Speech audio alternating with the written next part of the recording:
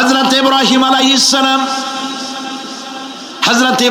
আলাইহিস সালাম কিয়ামতের দিন তার নিজের পিতা সম্পর্কে সুপারিশ করবেন। রব্বুল আলামিন, আমার আব্বার জন্য সুপারিশ করতেছি, মেহেরবানি করে জাহান্নাম থেকে তারে আপনি রক্ষা করুন।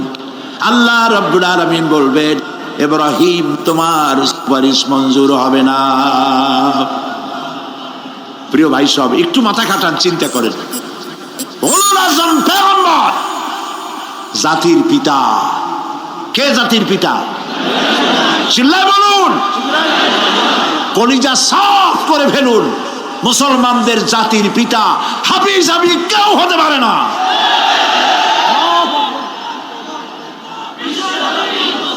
মিল্লাতা আবিকুম ইব্রাহিম, ইব্রাহিম আলাইহিস সালাম এই মিল্লাতের পিতা। সুবহানাল্লাহ। হযরত ইব্রাহিম আলাইহিস সালাম কিয়ামতের দিন বলবেন, আল্লাহ, আমার আব্বার জন্য সুপারিশ করছি। আল্লাহ পাক বলবেন, মঞ্জুর হবে না। আজর তোমার পিতা হতে পারে, কিন্তু আমার খলিলকে আগুনে ফেলার জন্য নমরুদকে সে সহযোগিতা করেছে, আমি তোমার পিতাকে ক্ষমা করব না।